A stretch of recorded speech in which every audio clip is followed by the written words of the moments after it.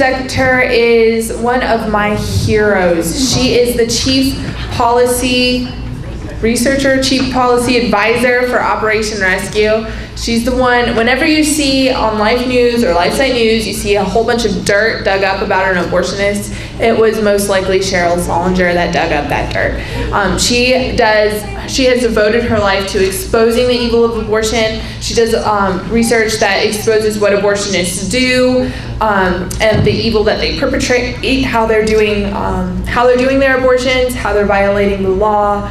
And she has done a lot to help us as activists expose the truth, because we get it from her and then we go and we show it to the public. So, talking about abortion facts, giving us just some facts to take away and to share with the rest of Albuquerque. We're going to ask them, do you know or do you care about these facts that she's about to tell us? So, for Cheryl Sullenger from Operation Rescue. To be in Albuquerque again. I've been here a few other times visiting Bud and Tara, and I'm glad to be able to be here and share with you some things about a really unpleasant topic. And it's a kind of topic that most people don't really like to talk about, but we need to understand the truth, and we need to actually be experts. We need to have a command of the facts when it comes to abortion, because then we can be more convincing when we're out on the street trying to convince women not to have abortions, or when we're in debating with the public about abortion. And in this community, I'm so excited about what's going on here, especially the legislative petition that you guys are doing here. I'm very, very excited about that, because that shows actually a lot of creative thinking. A lot of times we pro-lifers, we have a tendency just to keep beating our head against the wall, and when the wall doesn't move, we just beat a little harder, that's all, you know what I mean? And so sometimes we have to think our way around problems, and in this state, you have a legislature that is not very happy about dealing with the abortion issue, and they don't want to pass any laws, really. They're not going to listen to any kind of pro-life laws in this state. So you have to do something to circumvent that, and I think what you guys are doing is great. And so hopefully maybe some of the facts that you learned today will help you be able to talk about abortions in Albuquerque to your friends, and maybe help even convince them to vote for this late-term abortion ban here. So we're going to talk about some abortion facts. There's a myth that abortion is safe because it's legal, but the truth is it's really not. But before we get into the safety side, I want to talk a little bit about abortion and about how often it's done. 4 out of every 10 pregnancies end in abortion in America. And nearly 1/3 of the women, every woman in America, by the time she's 45, will have had at least one abortion. That's a lot of women. That's nearly half of the women in our country. And even sitting in the church pews next to you, so abortion has had a huge impact on our country and on our society. There's about 1.2 million abortions that happen every year. That number's been decreasing over the last several years for a number of reasons, which we can talk about later. But one of the most shocking statistics is that 73% of all women who get abortions claim a religious affiliation. So that means that we're not doing a good enough job to help women inside of our own churches to understand how dangerous abortion is and how wrong it is from a moral standpoint. But that's always been a very troubling statistic for me. But it is encouraging, however, to know that the number of abortions nationwide have been declining for some time. There are 2 basic kinds of abortion. There's surgical abortion and chemical abortion. Both kinds of abortions are done here in Albuquerque. About 90% of all first trimester abortions about 90% of all abortions are done in the first trimester, and it's done either through a suction abortion or a DNC abortion. 17% of all abortions, 25% of all first trimester abortions are medication abortions, and that number is rising. And as we see the number of abortion clinics, when we have seen the number of abortion clinics, surgical clinics fall, we've seen an increase in the number of clinics that provide the medication abortion because it's a little bit easy to manage. You give a girl a pill, send her on her way, and that's pretty much basically what that amounts to. Medical abortions are done with usually 2 drugs. One is the RU46, it's also known as mifepristone, and the other one is Cytotec, also known as misoprostol. And so what the RU46 does is it's a hormone blocker, and it convinces your body that you're not pregnant so that the body will begin its natural cycle and expel the baby. The Cytotec is to induce uterine contractions. I'm going to talk a little bit more about Cytotec in a little bit. They use that drug for abortions all 9 months. And it's really a dangerous abortion drug. It has a lot of history, and I'll explain that to you later. So what they do is they bring the woman in. Most of the time they don't give her a physical examination to even confirm that her pregnancy is intrauterine. Like, for example, if she has an ectopic pregnancy, which is like a tubal pregnancy outside of the womb, that can be a life-threatening situation. But they don't confirm that. They just bring the women in. They give them 1 pill in the office, and they send them home with the rest of the pills to take it home. Then, unmonitored and alone, basically, women have an abortion wherever they happen to have it, you know, hopefully at home, and sometimes not, though. And so they have no supervision whatsoever when this happens, and we believe that that's actually really dangerous, and it can be a very long and painful process. A lot of times women don't know exactly what's happening to them, and it's an abortion that is similar to a miscarriage. So anyway, in Iowa, though, I'm going to tell you about a trend in the United States that hopefully we've nipped sort of in the bud. Actually, when Bud and Tara were working for us in our office in Wichita, Kansas, we were doing some research on all the abortion clinics in the country. We were trying to identify every abortion clinic. There was not an accurate number. And for us to understand how far we have to go, we need to understand where we're at today and how far we've come. And so we thought the first thing we have to do is identify every abortion clinic in the United States. And when Bud and Tara was doing some of that research for us, Bud came into my office one day and he said, "Have you ever heard of telemed abortions?" And I went, "Telemed abortions? What is that?" And he said, "I don't know. The lady said you just like take a pill like the doctor's on the internet and he tells you to take a pill." And I'm like going, "What? We have not heard of that." And so we did a little bit of research. We did a little undercover investigation. We discovered this, what we call a webcam abortion process. And it started in Iowa. It's experimental. What they did was they have a number of abortion clinics. They have a number of clinics in Iowa scattered all over the state. But the problem is that there's not enough abortionists, and it costs them a lot of money to send these abortionists out to these outlying clinics all over Iowa to dispense these abortion pills. And so what they wanted to do is they wanted to increase our profits and decrease their expenses.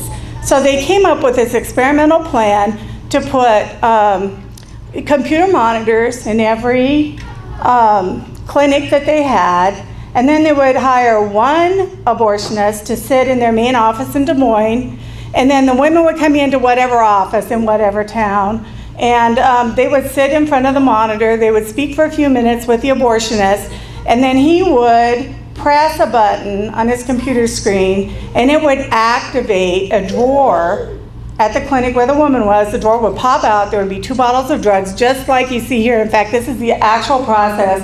That is abortionist Tom Ross. He works for Planned Parenthood in Des Moines. He's looking at his computer monitor. He's pressed the button. The drawer pops out. There's the 2 drugs. women takes one set of the drugs in the clinic and she's sent home to take the other set of drugs if she were to have a complication. And about, I don't know, there's a certain percent, some say 15%, some say up to even 20% of all medication abortions require surgery at the end because it doesn't work exactly 100%, and so it requires a surgical abortion. So if these women were to have a complication, they just have to make their way to whatever emergency room because there's no physician within miles around. This doctor here is not going to come to them. They can't, and they may not be able to get to this doctor who may be 2, 3, 4 hours away.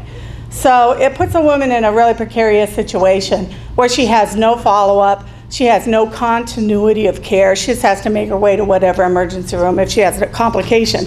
So we were able to expose that, and we were able to really get other pro-life organizations to understand the dangers of this. And so because of that, they were able to hop on board, and now these kinds of abortions have been outlawed in 11 states.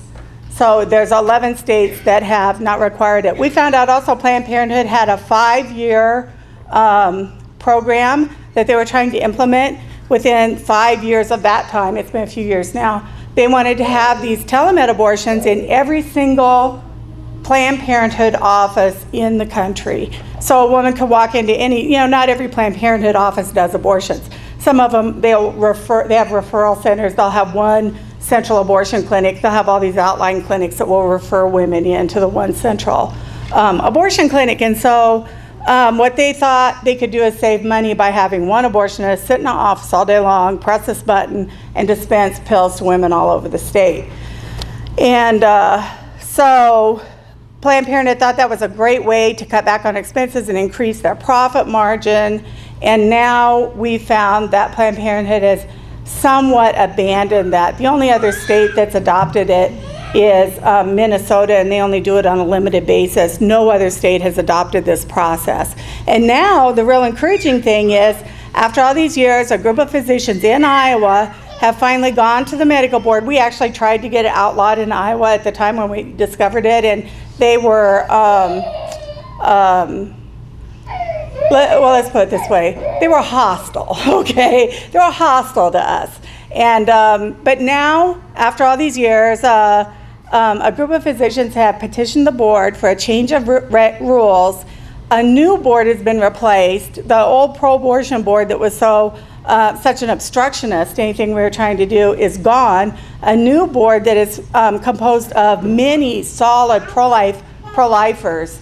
They are now reworking the regulations in Iowa to ban this process, so we may soon see the end of that. But that was going to be Planned Parenthood's new cash cow.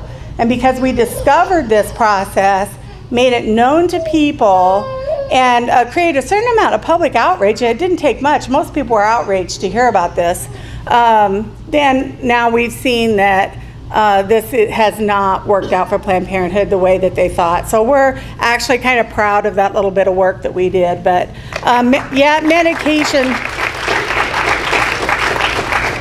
medication abortions still continue and are increasing, and that's basically how they're done. We think it's not safe. We think that the drugs are not safe, especially the Cytotec, and I'm going to talk about that a little more later, like I said. Surgical abortions. There's two main kinds of surgical abortions under about 12 weeks, and that is the suction abortion and the D&E. I know it's hard to look at, but this is what they do. They open the birth canal, they open the cervix, they insert instruments, and they suction out the baby, and they scrape the baby out. And in some cases they do both. They'll suction parts and then scrape to make sure they got everything. It's a blind procedure. There's a lot of complications that happen. We see ambulances all over the country coming to abortion clinics all the time, picking up women to take them to the hospital, suffering from a wide range of complications, including hemorrhage, uterine perforation, cervical tears, and this and that. But interestingly enough, in some parts of the country, especially down in Texas, they really made this argument. The pro-abortions movement is trying to redefine surgical abortions, because they say if there's no incision, it's not surgery. Yet, however, you can see from this that it's an invasive procedure. They have to scrape the placenta away from the womb. That creates a wound. You know, I don't know how you cannot call it surgery, but they're trying to redefine, like they do everything else. They're trying to redefine surgery so that these abortion clinics do not have to comply with ambulatory surgical center standards. So it's all about keeping standards low. It's all about providing the minimum amount of care, even if it's a risk to the women. That's beside the point. It's all about doing abortions for the greatest profit, even if it's more dangerous for the woman, and evading the laws, you know, sidestepping every law that they can sidestep that would hold them to the same standards of any other medical clinic. Okay, and here's late-term abortions. This is a D&E abortion. These abortions are done pretty much everywhere in the country. This is another process where they open the womb, they open the cervix. This could be a 2-day procedure earlier in pregnancy. Usually they start doing these around 14 weeks and up. And the baby is actually dismembered and pulled from the womb. Then they scrape the inside of the womb, make sure they got everything. Not always do they get everything, by the way. And if they don't, incomplete abortion is one of the largest complications to abortion in America.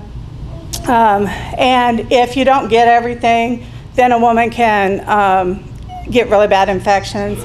She can become septic. She can even die.